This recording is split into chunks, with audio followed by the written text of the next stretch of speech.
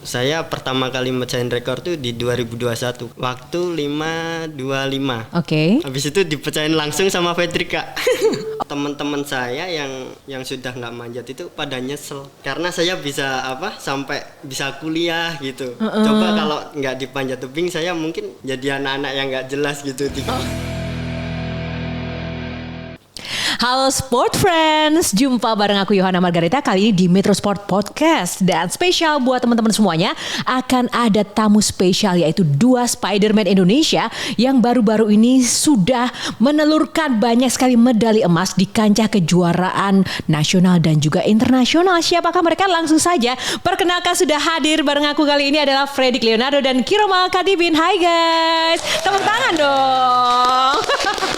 Serunya ya. Nah, apakah ada teman-teman Sports Friends yang belum tahu ini ya bocorannya? Yaitu Kiromal Katibin. Ia adalah atlet panjat tebing tercepat saat ini, memecahkan rekor dunia atau bisa dibilang nih manusia tercepat di dunia asal Indonesia dengan kecepatan 5,10 detik untuk ketinggian 15 meter. Wow, luar biasa. Kiki ya. Panggilannya hai Kiki, keren banget.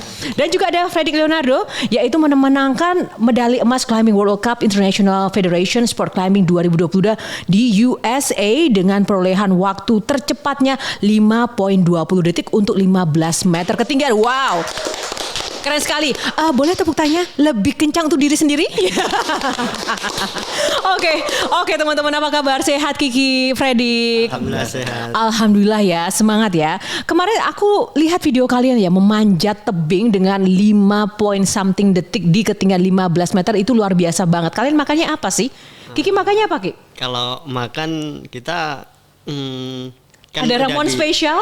Udah disediain sama hotel kan. Oke. Jadi paling mie, ayam. Boleh makan mie? Iya. Boleh. Aduh, padahal aku juga suka makan mie tapi tidak secepat itu ya. Tapi nggak kadang-kadang doang kan makan gitu. Oh, tapi diet nggak? By the way teman-teman sport podcast. Jadi ini tuh teman-teman di penampakan di depan saya tuh mereka orang-orang yang sangat fit, slim, lean, dan tentunya banyak latihan setiap hari. Benar demikian ya, Fredrik? Latihannya kalau setiap hari itu apa sih? Kalian setiap hari ngapain? Kok bisa menjadi manusia tercepat untuk panjat tebing ini? Yang pasti kita latihannya spesifik ya, khususnya di bagian lengan dan juga tungkai gitu. Jadi kita hari-harinya pull up gitu, squat, yang manjat speed juga kita melakukan drill gitu.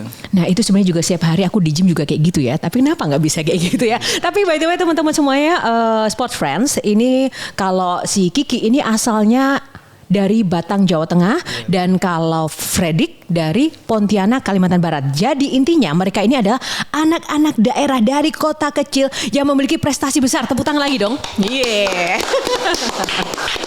Oke, sekarang kita pengen tahu nih kejuaraan terakhir. Kita ke Kiki nih. Ki, apa sih kejuaraan terakhir kemarin tuh yang sudah kamu ikutin, dan juga itu kategori apa sebenarnya yang kamu pecahkan rekornya itu? Kejuaraan terakhir saya itu di Salt Lake City, Kak. Jadi kebetulan saya kan pecah rekor tuh. Memecahkan rekor sendiri ya? Rekor sendiri kan. Nah, dari berapa ke berapa? Kita dari 5:17 itu di Korea Selatan. Terus dipecahin kemarin di Amerika. Itu di Amerika itu ada 2 seri, Kak. Jadi yang pertama itu tanggal 20. Nah, kebetulan di tanggal 20 itu kondisi cuacanya sangat dingin. Jadi kita tampilnya kurang maksimal gitu. Tapi alhamdulillah kita masih bisa mempertahankan medali emas. Oke, jadi memang tantangan terbesar itu masalah faktor cuaca ya? Iya, betul. Itu berlaku bagi seluruh atlet atau memang kamu aja yang anti dingin? Kalau itu semua atlet ya. Oh ya, memang seperti itu. Itu bisa membuat badan atau berpengaruh pada fisiknya seperti apa sih? Kalau itu kayak jarinya kaku gitu kan. Jadi karena kita kekuatan tangan gitu sangat mengganggu. Sangat mengganggu, tapi tetap aja ya rekor kamu terbaik ya, memecahkan rekor sendiri. Jadi sudah berapa tahun ini juara bertahan di rekor tercepat sebagai manusia tercepat di dunia loh. Oh my god, Sport Friends, ini manusia tercepat di dunia loh. Ini nggak mengada-ngada ini. Sudah berapa tahun? Kalau rekor itu saya pertama kali mecahin rekor tuh di 2021 Kak.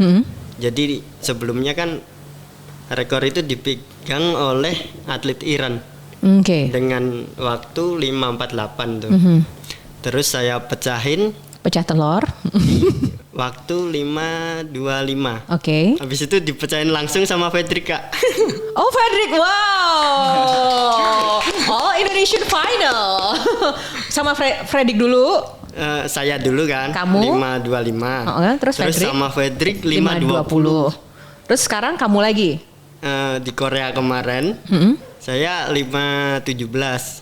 Habis itu pecahin saya lagi. Oh, ambi ya.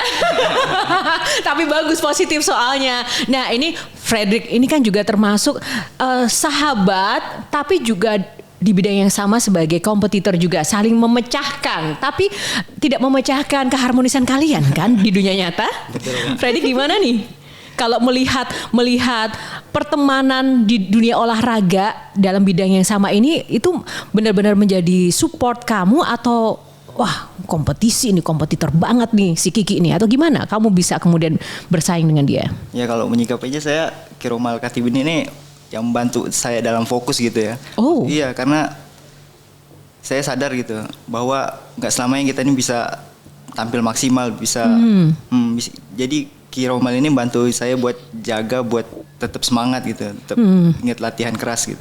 Memangnya kamu pernah nggak semangat atau pernah down sehingga harus disemangati?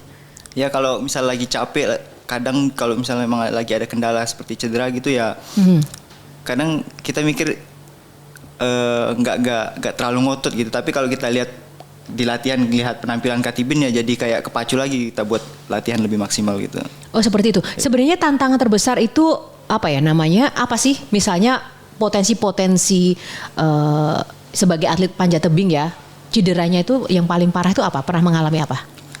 Kalau saya pribadi sih cedera yang berat belum ya, tapi paling sering itu kuku patah gitu, kayak jarinya sobek, seperti kapalan. itu. Kapalan. Encok, enggak. Kalau encok enggak itu aku sih ya kan. Kalau Kiki apa? Pernah mengalami pengalaman paling buruk kalau enggak?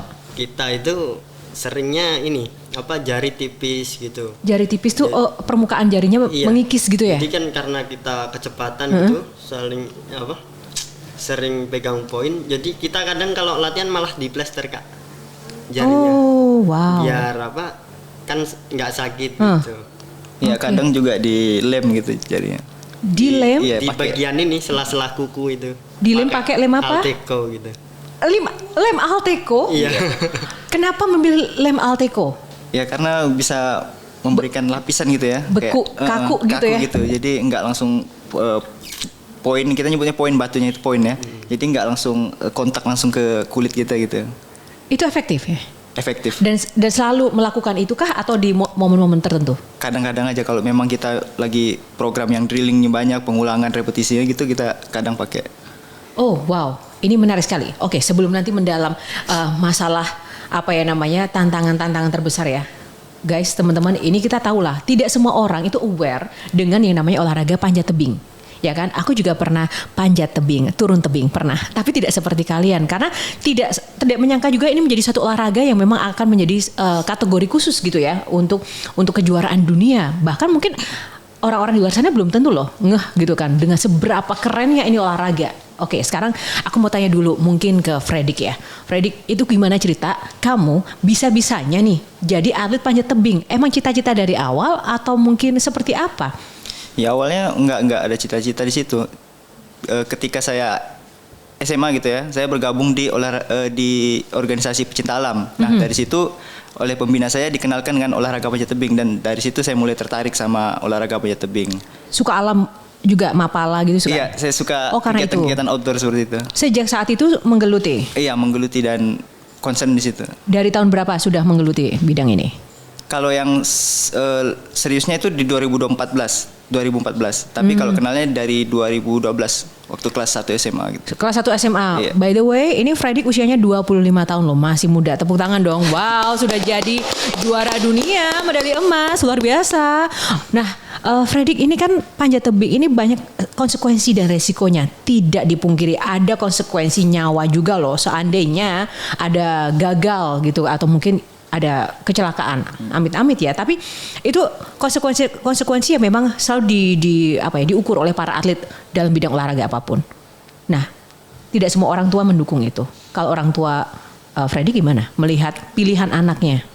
Awalnya orang tua memang nggak terlalu setuju ya, karena olahraga ini memang nggak terlalu populer gitu di lingkungan masyarakat, dan saya coba buat menggeluti, dan pendapat dari orang tua saya nggak, ini olahraga ini berbahaya buat kamu gitu. Berbahaya. Bagaimana kamu meyakinkan kedua orang tua? Ya karena saya latihan gitu kan, dan akhirnya menghasilkan prestasi, dan dari situ orang tua akhirnya ya udah nggak apa-apa kalau memang itu pilihan kamu, ya udah lanjutin. Artinya kamu menjawab keraguan orang tua dengan pembuktian nyata ya? Iya benar. Nah, kemudian pernah ada mengalami masa bentrok dengan orang tua atau mungkin clash atau seperti apa? Kalau terkait dengan pilihan hidup ini? Kalau sampai itu enggak sih, paling cuma kayak mengingatkan gitu, kayak mengingatkan ngapain sih olahraga kayak gini. Dan kamu tetap ngeyel ya, iya, tetap walaupun ngeyelnya hasilnya positif juga. Iya. Jadi intinya sport friends, ngeyel itu kadang perlu, tapi harus bertanggung jawab, ya kan? Kalau Freddy ini kan ngeyel, iya, udah kelihatan kok ini keras kepala ya kan anaknya. Tapi keras kepalanya ini membuahkan hasil nyata suatu prestasi. Oke, karena ya namanya orang tua wajar lah ya khawatir sama anaknya. Terus kemudian ketika melihat kamu sekarang seperti ini, apa pesan orang tua? Kan wah, oke nih anakku udah berprestasi, tapi nanti gimana nih masa depan? Apalagi kalau misalnya atlet ya, itu kan pasti banyak kekhawatiran dong. Nanti besok aku akan jadi apa, seperti apa? Ada tidak kekhawatiran seperti itu? Enggak, kalau sekarang mereka udah 100% dukung gitu ya. Ya, karena udah memberikan yang terbaik gitu buat bangsa dan negara ini. Wow, cool. jadi sebuah kebanggaan juga kan buat dari keluarga gitu. Jadi ya dukung-dukung aja, nanti buat masalah kedepannya juga nggak terlalu gimana sih. Okay. Ada aja kok. Om Tante, saya juga turut bangga loh. Putranya luar biasa sekali. Se-Indonesia sangat bangga padanya. Dan langsung kalau Kiki gimana orang tuanya menyikapi? Tunggu, sebelum orang tua, awalnya dulu gimana nih Kiki? Bisa kemudian memilih panjat tebing. Kamu suka hobi panjat pagar, panjat pinang atau gimana? Kalau saya dulu ini Kak, jadi sering main kan sama teman-teman. Masa sih Dek? Jadi makanya Kak. Bener kan Kak? Jadi saya tuh dulu sering manjat-manjat pohon gitu Kak. Ambil buah. Passion ya manjat pohon. Ngapain, nyolong atau gimana? Ya bisa Oh gitu. my god. Enggak. Menarik nih. Kamu menyuri apa? Ya mangga. Kalau ada mangga, jambu gitu Kak. Namanya orang kampung Kak. Jadi kalau enak aja, orang kampung gak semuanya nyuri mangga ya. Awas, ini juga orang kampung juga nih. Terus habis itu daripada kita mainnya nggak jelas gitu kan, dikenalin sama dapat hidayah panjat tebing ya. Siapa yang mengenalkan? Kebetulan ini deket rumah, cuma 50 meter tuh dari rumah. Ada apa? Ada sarana panjat tebing. Terus ikut coba-coba doang kan. Habis itu latihan manjat 2 kali, terus main lagi, nagih main ke gitu sawah lagi gitu. Oh gitu, jadi nagih ya. Oke, tiap hari tuh? Iya, terus balik lagi ke situ, terus baru itu dikenalin ke prestasi Kak. Jadi awal itu kan saya manjat 2008 tuh. Nah 2009-nya udah dikenalin sama prestasi. Jadi prestasi itu apa sih? Diikutin perlombaan gitu kan. Dan kebetulan saya mengikuti pertama itu kompetisi langsung juara Kak. Langsung juara. Ya. Habis itu juara terus ikut pelatnas. Ya gitu. Tapi butuh berapa tahun tuh masuk? Berapa tahun butuhnya? Dari 2009 tuh. Saya masuk pelatnas 2018. Jadi total kamu menggeluti dunia panjat tebing secara profesional itu sudah berapa lama? Kurang lebih 15 tahun. Wow, 15 tahun. Padahal kamu sekarang usianya masih 21 tahun. Iya kan? 21 tahun dikurangi 15 tahun, 6 tahun. Jadi 6 tahun tuh kamu ya udah menikmati kehidupan ala anak normal. Habis itu kemudian kamu udah jadi atlet begitu ya. Wow, keren banget, cool.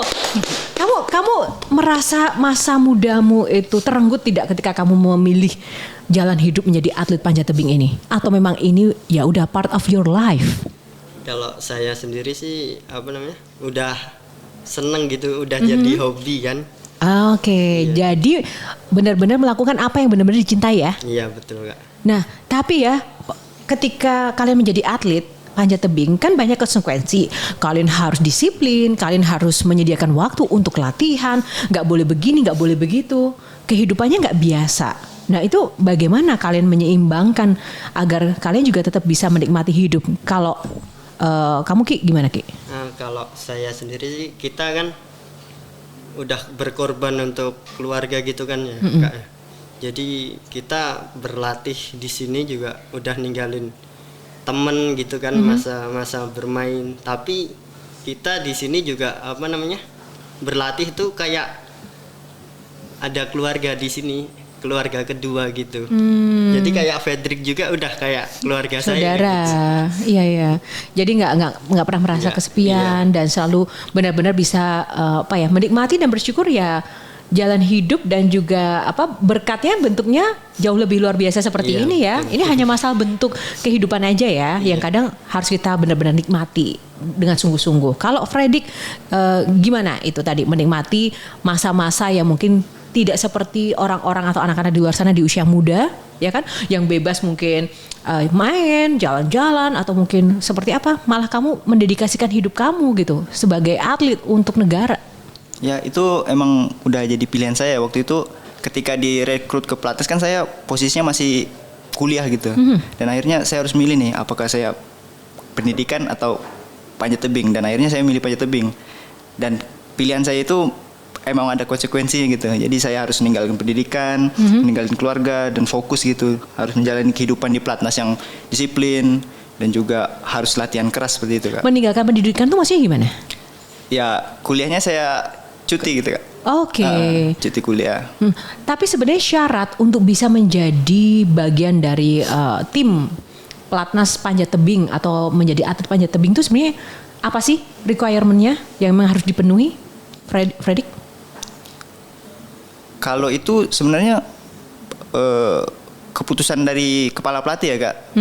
Jadi yang pasti sih secara kemampuan dan secara mentalitas tuh memenuhi kriteria untuk menjadi atlet Platnas gitu. Mental yang seperti apa yang harus dipenuhi nih? Kita ngomongin mental suka nih aku.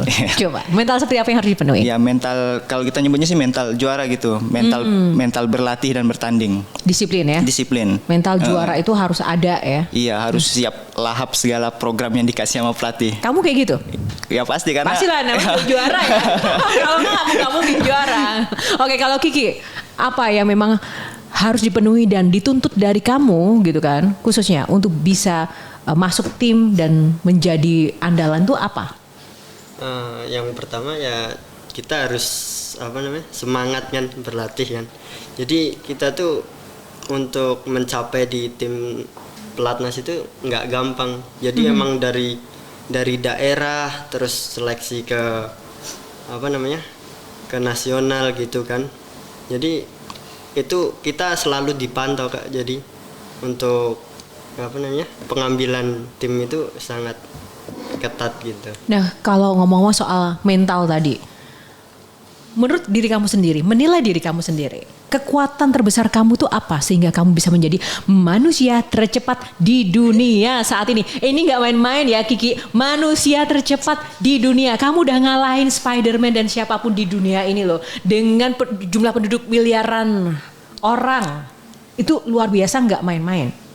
Apa kekuatan terbesar yang kamu sadari kamu miliki? Kalau saya berpikir malah gimana caranya setiap hari itu menjadi yang terbaik Kak. Nah, jadi emang saya memecahkan rekor 5-10. Tapi saya masih punya keinginan untuk lebih mempertajam lagi. Mempertajam lagi. Ada target khusus ya? Target saya 499 Kak. 499. Normalnya tuh sebenarnya ada nggak sih standar normal yang memang untuk ukuran manusia ya, bukan untuk ukuran alien itu ya kan? Itu sekian, itu ada? Kalau standar belum sih. Belum ada. Tapi kalau dulu tuh kayak susah banget 548 tuh kayak bisa nggak gitu dipecahin gitu kan. Ada atlet lain selain kamu yang dulu mungkin yang pernah memecahkan rekor lebih cepat dari kamu? Ada? Belum. Kamu berarti yang tercepat dalam sejarah kehidupan dunia ini? Kalau di apa namanya? Di apa namanya? Di apa Di yuk? catatan rekor itu baru saya. Wow, tepuk tangan lagi dong. Tapi kalau di latihan mungkin udah ada yang lebih kenceng ya kak. Oke. Saya sendiri di latihan dapat 505. Oke, wow, itu tetap luar biasa. Ini kompetitor atau atlet dari mana yang menurut kamu itu paling susah atau penantang terberat? Untuk itu yang pertama Rusia tuh, negara Rusia, terus dari Cina sendiri. Jadi speed itu pertama kali yang ngadain negara Cina. Oke, Tiongkok ya. Apa namanya? Persaingannya ketat. Emang karakter atlet-atlet Rusia dan Tiongkok tuh seperti apa sih dibandingkan dengan atlet-atlet Indonesia? Kalau karakternya mungkin lebih tinggi ya mereka. Oke, itu berpengaruhkah tinggi badan untuk panjat tebing? Kalau tinggi badan kita nggak terlalu sih kak, soalnya Indonesia kecil-kecil tapi lincah kan. Weh, kecil-kecil cabai rawit, iya dong. Kayak mereka. Ya, kayak Kiki dan Fredrik, iya nih bener sih teman-teman semuanya ya. Seperti yang dapat kalian lihat Sport Friends, mereka ini kecil-kecil cabai rawit memang. Oke, jadi ya, yang saat ini dimanapun Anda berada, yang mungkin merasa tidak percaya diri dengan tinggi badannya, jangan pernah putus asa. Siapa tahu bisa menjadi atlet panjat tebing ya kan. Oke, lanjutkan. Terus jadi mereka lebih ke tinggi badan. Selain tinggi badan apa nih keunggulan dari atlet-atlet luar negeri? Keunggulannya ya mungkin Aku tahu kamu susah menjawab karena aku tahu kamu pasti membatin ya nggak ada ya kayak aku inilah sebenarnya yang terbaik gitu ya.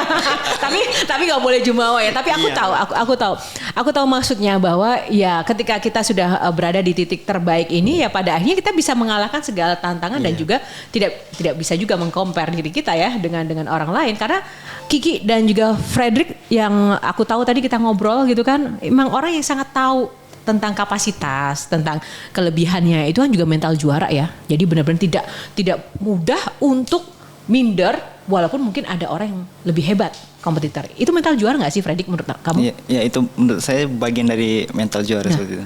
Kalau kamu sedang bertanding gitu, pernah nggak ngerasa nervous dan apa yang kamu lakukan agar kamu bisa tetap fokus untuk mencapai goals atau target yang kamu inginkan?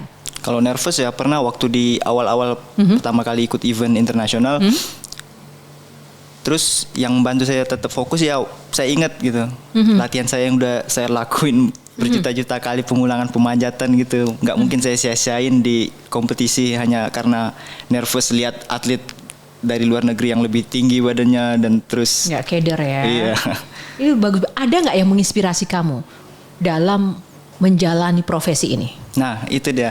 Jadi awal ketika kenal sama olahraga panjat tebing ini yang saya lihat tuh ada sosok pemanjat Indonesia gitu yang udah bertanding di level internasional. Siapakah dia? Ya, dia senior saya Aspar Jailolo deh kak. Oke. Aspar Jailolo. Dia memang udah jadi pemanjat pertama kali yang mungkin ikut World Cup dan juga meraih medali gitu.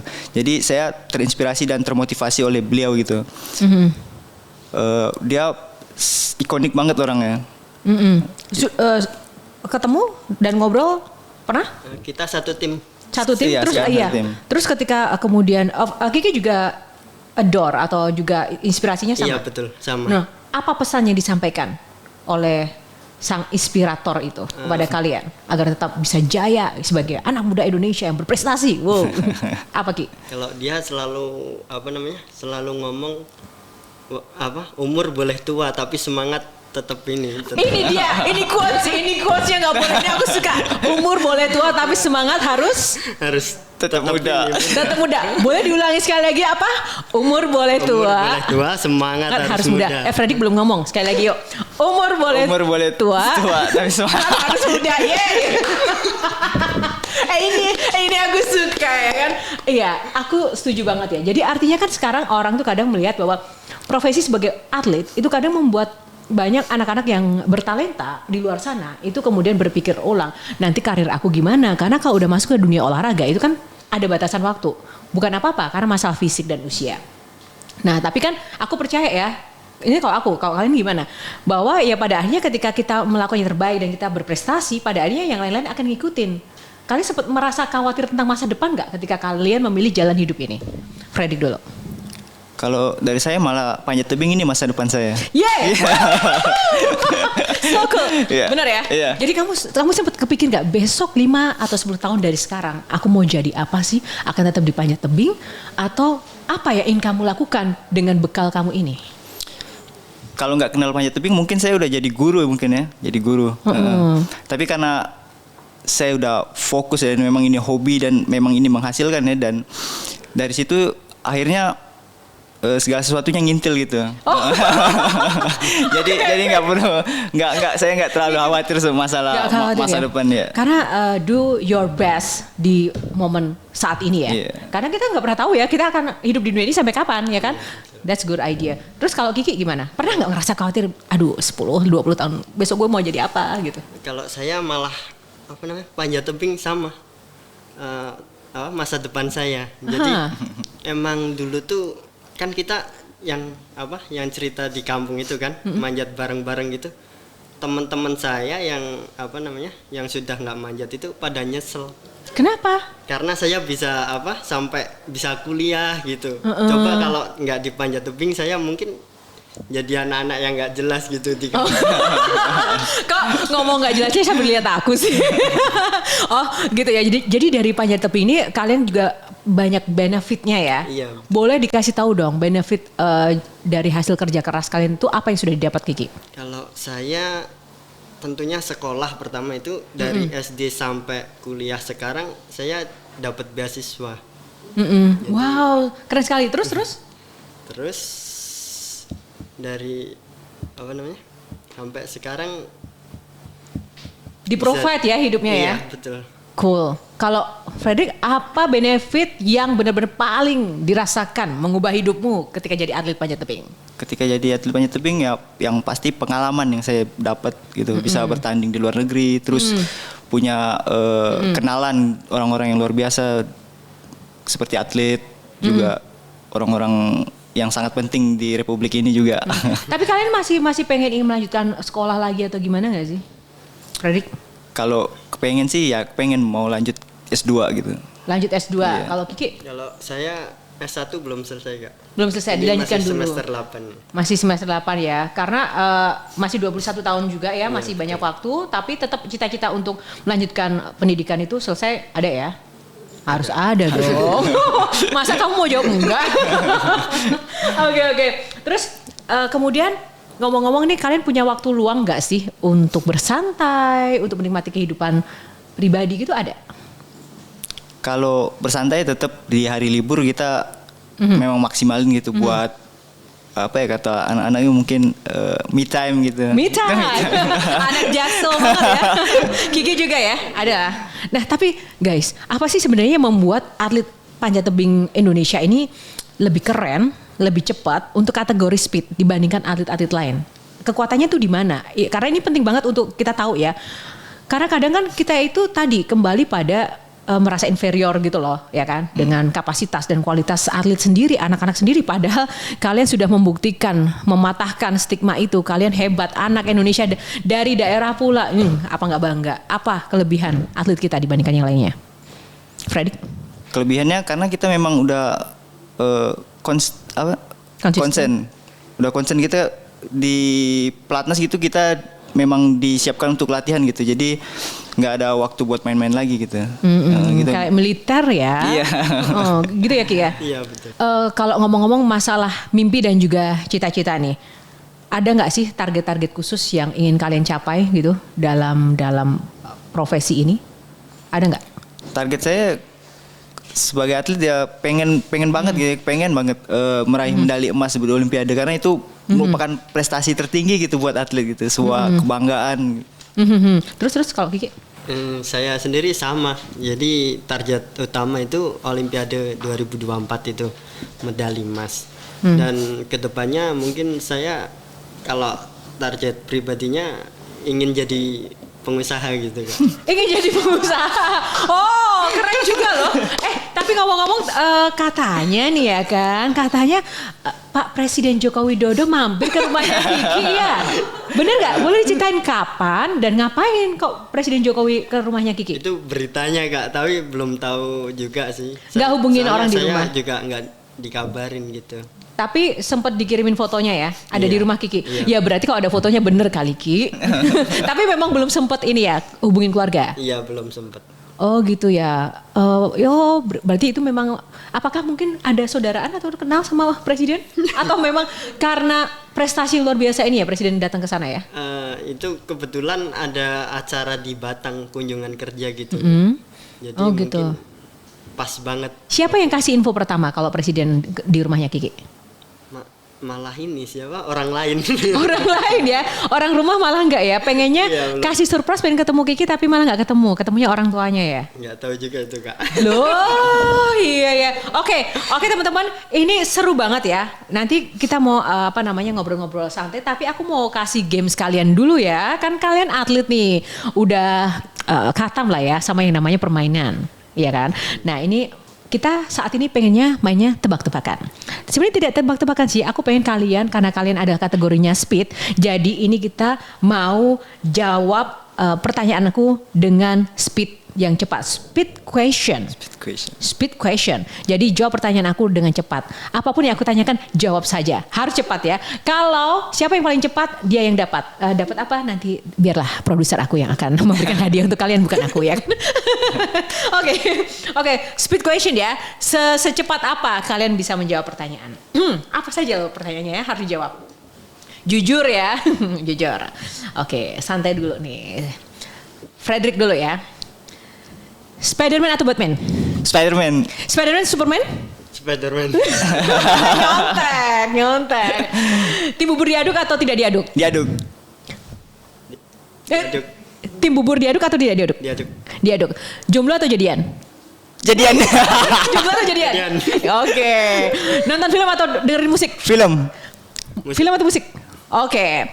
Hobi olahraga lainnya selain panjat tebing? Sepeda. Kamu, Kiki? Apa? Oke, pas, gagal. Ritual yang dilakukan sebelum lomba panjat tebing? Dengerin musik. Pemanasan. Pemanasan apa? Lari-lari Lari-lari di mana? di tempat. Di tempat mana? Ini bisa follow up question ya. Terus, momen terbaik saat panjat tebing sejauh ini apa? Podium. Podium. Pecah rekor. Rekornya berapa? 5-10. Dari? Oke, pas. Terus, moto hidup. Lakukan yang terbaik. Kiki, moto hidup. Selalu menjadi yang terbaik. Oke, bakso mie ayam? Mie ayam. Sate bakso? Belum, sate bakso? Bakso. Aku atau dia? Aku. Bercanda. Oke, tepuk tangan teman-teman ya. Aduh, ini masih banyak sih sebenarnya pertanyaan-pertanyaan aku, tapi karena kita masih ada waktu, kita pengen ngobrol-ngobrol lagi yang pasti dari hal yang sudah kalian lakukan sampai sejauh ini. Apa yang benar-benar kalian ingin bagikan kepada teman-teman kita di luar sana? Kunci sukses atau kunci tujuan hidup agar goals kita ini bisa tercapai dan tidak mudah putus asa. Itu sebagai anak muda itu harus gimana? Apa? Boleh dong kasih bocorannya, Frederick. Kalau buat anak-anak muda yang menurut saya yang paling penting itu komitmen dan konsisten. Seberapa penting arti komitmen buat Frederick? Sangat penting karena kalau kita bisa komitmen dengan sesuatu yang kita pilih, insya Allah nanti kesuksesan akan jadi jalan hidup kita. Oh my God, wow, so cool, keren ya. Jadi di dunia ini harus butuh komitmen dalam banyak aspek ya. Yeah. Oke, termasuk percintaan juga harus komitmen ya. Kamu jangan sampai ya player di olahraga ya, tidak boleh di kehidupan percintaan. Ayo, ini ketawanya udah ini nih ya kan. Oke, kalau Kiki apa nih yang bisa dibagiin untuk teman-teman di luar sana? Yang pertama itu mimpi ya, tujuan mimpi. Jadi kayak memilih gitu kan. Kalau sudah yakin itu kita harus tekunin itu dan kita harus sampai tujuan gitu, tetap semangat. Jadi apapun yang udah kita jalanin itu nggak bakal mengkhianati hasil gitu. Nah, ini pertanyaannya penting. Kadang orang tuh dihadapkan dengan suatu pilihan yang membingungkan. Bagaimana untuk meyakinkan diri kita bahwa apa yang kita pilih itu benar? Nah, kalau itu kan kayak semisal kita milih sekolah atau olahraga nih. Nah, jadi kebetulan saya juga begitu Kak. Jadi disuruh milih sekolah atau olahraga, saya malah lebih ke olahraga. Jadi emang karena bakatku mungkin di olahraga, jadi alhamdulillah sampai sekarang saya bisa juara dunia, bisa pecah rekor gitu. Artinya juga bisa mengerti apa yang menjadi passion diri. Iya. Nah, kalau menurut kalian nih, ini gongnya nih, kita ngomong soal passion. Kalau kalian sendiri, kalian tahu bahwa ini adalah passion kalian, itu setelah kalian menjalani atau sebelum kalian memilih pilihan hidup ini, kalau Fredrik? Ketika saya menjalani. Setelah menjalani baru tahu ini passionnya? Iya, karena awalnya kan panjat tebing yang saya lakuin tuh cuma bernilai kayak adventure doang, kayak cuma ngolahragain diri. Tapi akhirnya ketika itu menjadi hobi saya dan akhirnya saya diarahkan ke olahraga prestasi, ya awalnya semuanya dari passion. Dari passion yang kemudian dari sekedar mencoba, dari hobi dan akhirnya passion. Iya jadi passion. Oke, kalau Kiki? Saya dulu malah di tengah-tengah jalan gitu sempat berpikir kayak mungkin nggak ya saya bisa juara dunia gitu kan. Tapi karena saya tekuni itu dan menjadi kenyataan. Oke, jadi itu pun juga muncul seiring berjalannya waktu. Iya, jadi berjalannya waktu itu baru sadar kalau nggak ada yang nggak mungkin gitu kan. Nggak ada yang nggak mungkin. Berarti Sport Friends bisa aku simpulin ya, bahwa ketika kita sudah memilih suatu pilihan hidup apapun itu pasti ada resiko. Bisa benar, bisa salah. Tapi kunci kita tahu bahwa apa yang kita pilih itu benar atau salah, kita lakukan yang terbaik dulu. Ya nggak sih? Karena kalau misalnya kita lakukan setengah-setengah, kita nggak akan pernah tahu hasilnya akan seperti apa. Apakah ini memang passion atau bukan. So ini contoh yang bagus banget dari Fredrik dan juga dari Kiki ya. Bahwa ketika mereka memilih jalan hidup itu, mereka lakukan dengan konsekuensi resiko. Tidak ada sesuatu yang tanpa pengorbanan dan ada harga yang harus dibayar, yaitu apa? Pendidikan, keluarga dan orang tua, tapi mereka melakukan yang terbaik.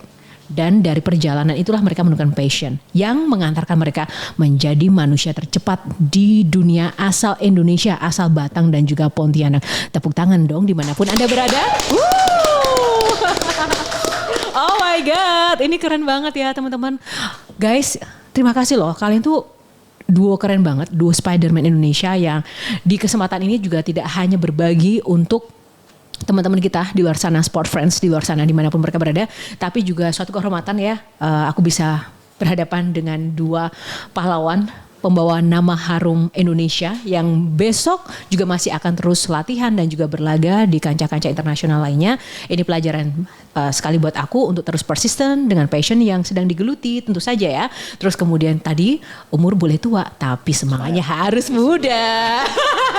Untuk kita semua ya teman-teman tim dari Metro Sport Podcast ini penting banget.